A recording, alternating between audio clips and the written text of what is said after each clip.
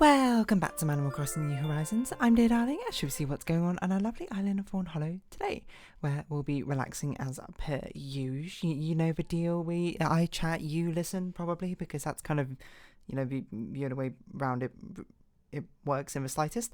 But either way, I don't really know what I'm going to talk about today. To be perfectly honest, I don't really have anything in mind. I don't have like a conversation lined up. I don't have a game to talk about. I'm trying to think of what's even happened recently in like any of the ongoing games I normally play. Nothing all that crazy, like some small updates here and there. But anyway, hello everyone. We're now in Fawnhollow at 6:23 p.m. on Thursday, December 7th, 2023. Can't speak today. How much of a backlog of videos do I have? That is a good question. I actually don't know. Did a video go up today? I've been on a very tenuous backlog of like 1 or 2 videos recently. Oh, what was that? 750 subscribers. That's actually crazy. Okay, so I have 1 Okami video in the backlog. Interesting. I will need to record some more Railbound, and I suppose Goodbye Volcano High at some point too. But that's okay. I don't know. I don't really know what to talk about. Like, I feel like nowadays I'm sort of just like being a bit more relaxed. Things have not been as busy, I suppose. With both work and stuff outside of work with my friends and that sort of thing. Now it's sort of just like winding down to actual like holiday time, and it's like, oh, I'm finding myself with spare time or something. Maybe I'll go play some games with my friends or something like that. Actually, what I probably should do is I should work on that D&D campaign and world thing. I haven't worked on it for ages, but it's definitely something I need to work on. Well, I don't need to work on. It's not like my friends are going to be like, how dare you not work on this? But it would be nice, of course. The hardest part is not even going to be the D&D campaign, but absolutely the hardest part is going to be trying to figure out how to schedule timing such that we can actually all meet up and that sort of thing. But, well, once it happens, that happens, and once it doesn't, it doesn't. Yeah, I don't know where we're going over here. Yeah, right? I forgot what I was doing. Oh, yeah.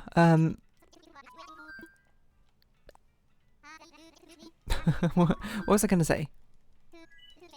I felt like there was something conversation I was going to say. I'm trying to think about things which have happened, like games recently.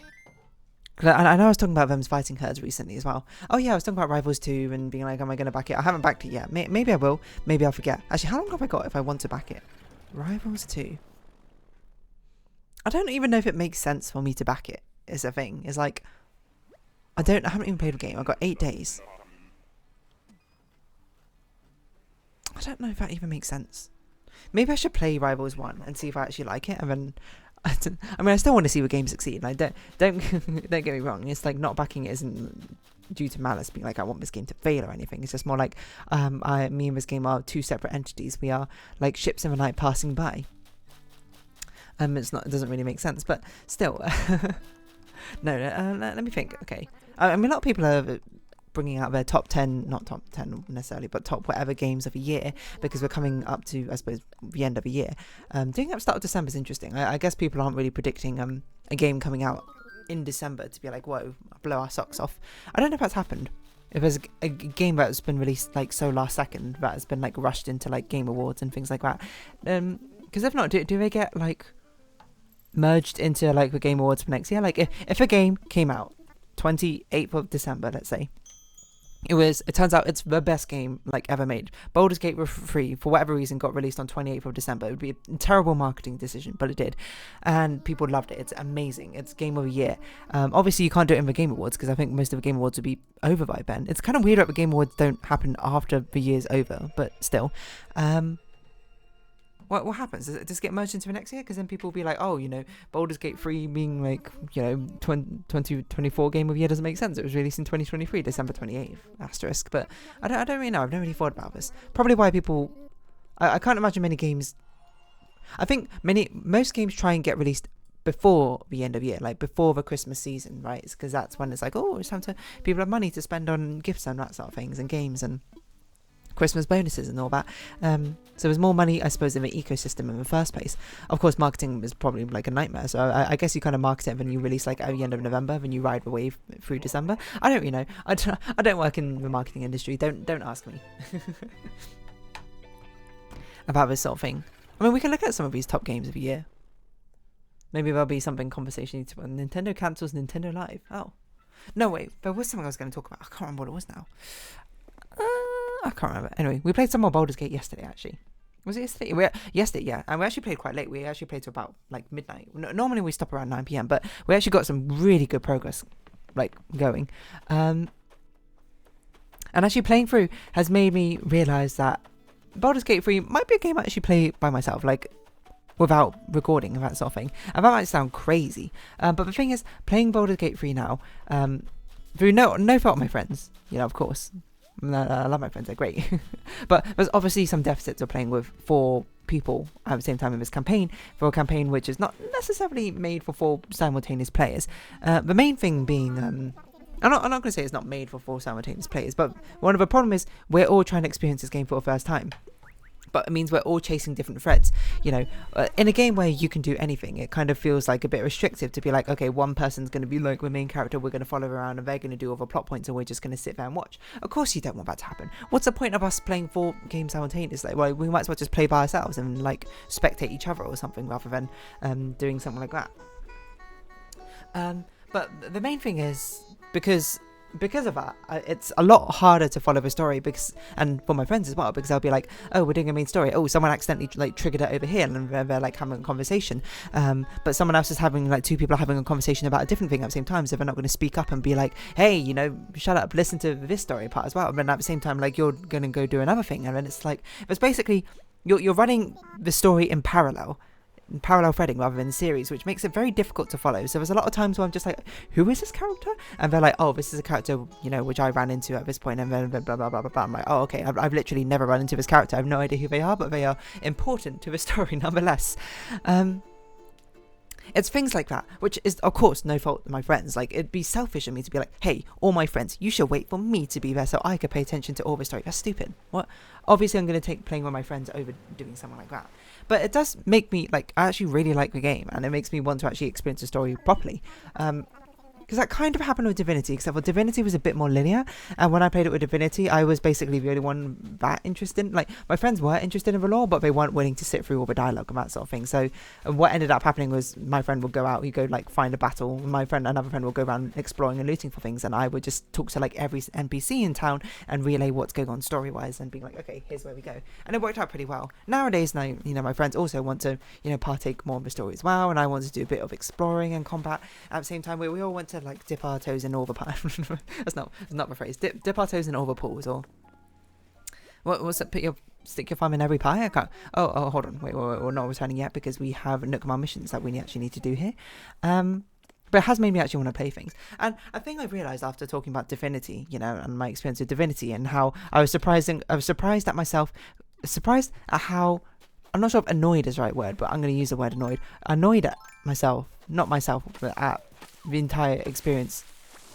Not an entire experience, that's a bit strong. How annoyed I was at the fact that I couldn't close out that story loop, I suppose, with the Red Prince. I talked about it in something, but the TLDR is basically a bug happened, which meant I couldn't, like, raise my, like, friendship points or whatever they're called with the Red Prince, and it meant that I couldn't actually conclude his story. Like, I had him for the first act or something, and in the second act, he was bugged out and I couldn't advance the story, and then in the third act I could again, but it meant that I couldn't actually complete his story, and, like, I didn't get the conclusion with him. And I was surprised at how much, looking back in retrospect, like, that annoyed me, because, I was just like, oh, it really is not. It was like the one sour note of playing Divinity Original Sin 2 is I didn't get to see the end of Red Prince's story. I had to watch it on a YouTube video afterwards, and it felt like impersonal in that sense. And I've come to realise it, especially after playing D&D since then, is that if you know about player archetypes, I suppose, in D&D, I'm very much like an actor plus storyteller combined. Maybe storyteller might be my primary thing, and actor being my second. I love it when the story arc comes together. I like, in my mind, as I understand the characters and that sort of thing, I want to see the story arc come to fruition. I want it to come to a satisfying conclusion. I want the things to make sense, Obviously, by nature of it being a user can play a controlled game and there being 4 people, that's not going to happen. Necessarily. Sometimes some characters will do things which should definitely be, from a story perspective, make sense for another character to do it, but so be it.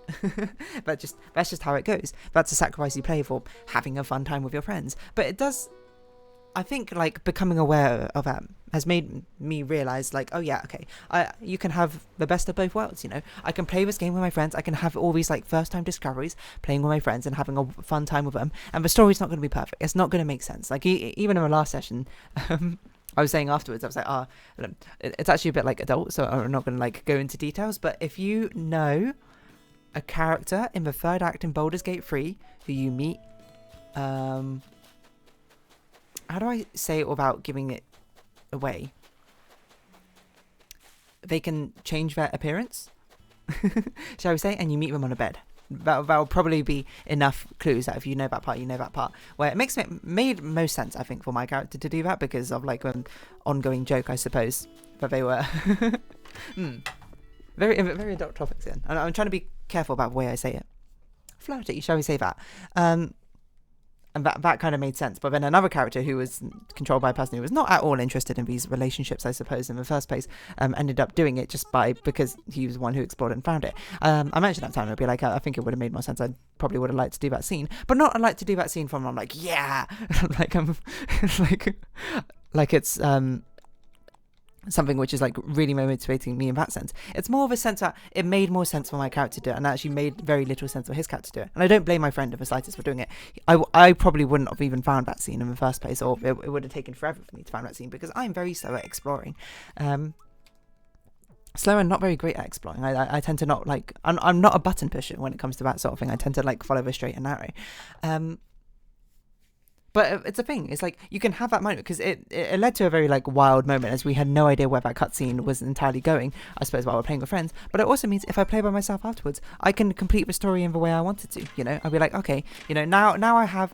I'm no longer going to be surprised by most of the things which happen. I can control the story how I want. And then, you know, part of me is like, I don't like the idea of like save scumming on playing a game because it's like I feel like it sullies the thoughts of a story. But on your second playthrough, it doesn't matter anymore. Like, with first playthrough, you've seen all the surprises already. Like, if anything, the second playthrough is like a huge save scum in the first place because you can't wipe your memories of what happens in the story. You're going to have meta knowledge. So you might as well fully lean into that and make it, you know, play it the way you exactly want, you know?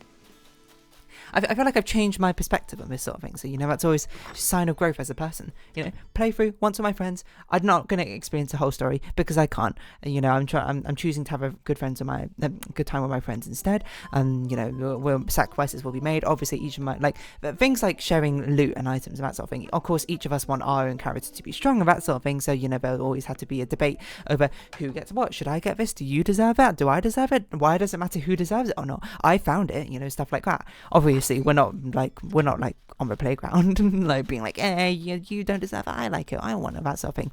But we have more civilized discussions. But of course, when you are playing by yourself, you control all of that, right?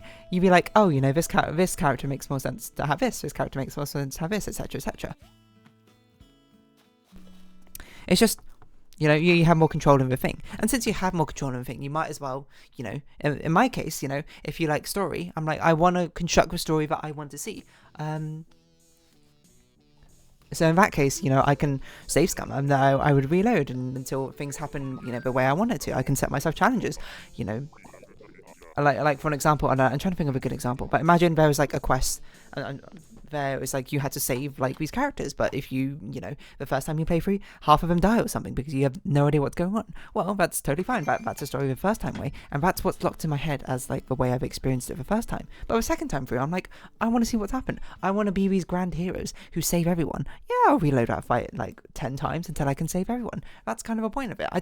But I suppose what I'm trying to say is the second time through, there is no more justification of being like, I'm seeing it for the first time, thus save scumming is now a thing.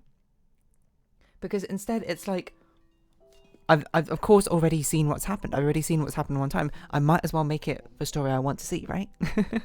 That's kind of a justification I'm coming up with. Not to say justification, it's like it needs a justification. It's just more like what sort of goes on in my mind, being like, oh yeah, you know, I've not really thought about it that way. You know, I was reflecting because I felt that little tingle again, you know, after doing the last session of similar feelings to Red Prince, being like, this felt like it would have been a story beat for my character if I participated in that, if I did that scene. with a character. Like, I feel like it would have made sense. And even if my friends would agree, it doesn't really matter, because again, we're not going to turn back time. It still became like a very interesting, memorable moment nonetheless. But it's like, why bother getting annoyed by that, when if I wanted to, I could just play it again, with my own campaign, and and now I know what's going to happen, and do it myself. There's not much more benefit, I suppose, to doing it the first time, I suppose, than necessarily doing it another time. What I mean by that is saying is, okay, let's choose an example I can actually talk about. Let's say there's a scene where the character who does it ends up getting blessed and cursed. They get an affliction, like they accidentally make a pact with a devil.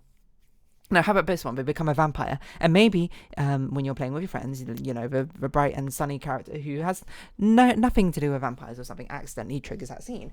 Despite the character, who it makes sense for, like who actually was trying to be a vampire this entire time, would have made more sense to do that thing. Well, it's a funny story, right, when you're playing with friends and that sort of thing. But if you really wanted it as a story yourself, you can just you can play with yourself and make that story.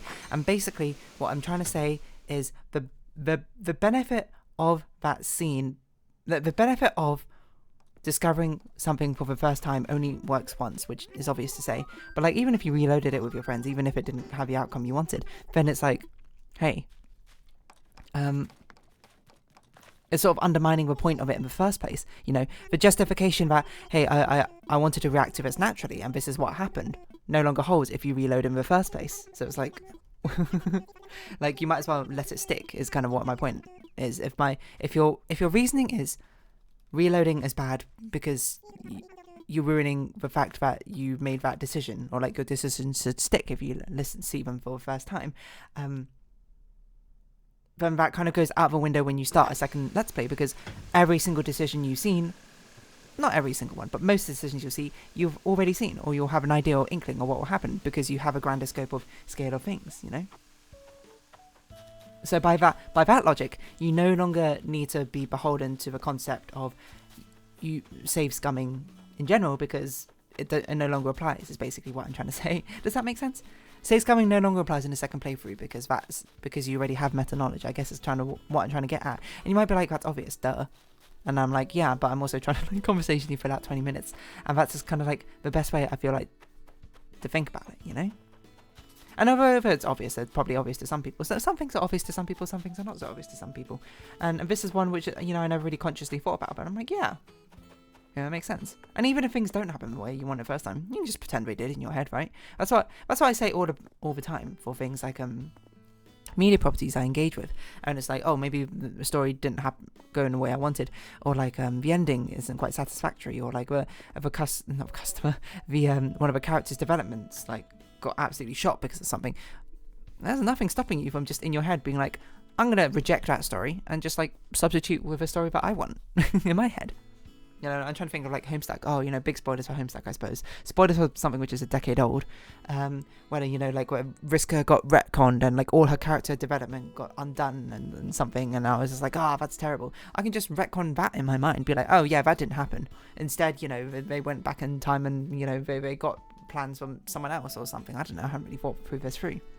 Basically, I'm saying your headcanon of a story should primarily be serving yourself. Because that's what it is, right?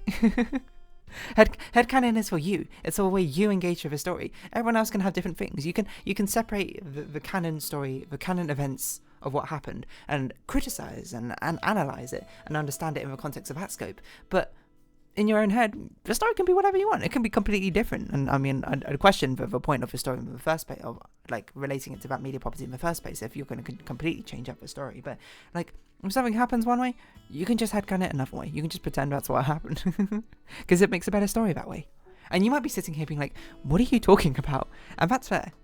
Because maybe story arcs don't matter too much to you, your character, and maybe if you play D&D, you're not a storyteller or an actor. Maybe you're I can't remember what called, the soldier, or the person who's there for vibes. I can't remember what the terms were used in the DM guide or something like that. That's totally okay. That's just how things go. I'm just saying this more for my own benefit, It's sort of like a self-actualization, a realization, being like, yeah, I'm just going to make the story what I want the story to be. Who's going to stop me? Me? Yeah, I'm literally the only one stopping me. Anyway, I don't know where I was going with this. I don't know what I'm going to title this episode. But this was a very sort of not self-fulfilling, What's the opposite of self-effacing? Whatever. An anti-self-effacing episode. Self-indulgent. That's the word I wanted. Anyway, I'm going to wrap this episode off here. So if you have been watching, thank you very much. It's been Animal Crossing New Horizons. I've been Dear Darling. Likes, comments, subscription, shares, greatly appreciated. Socials, Discord down below. Hope to see each other again. But for now, it's our farewell. So until next time, bye-bye for now.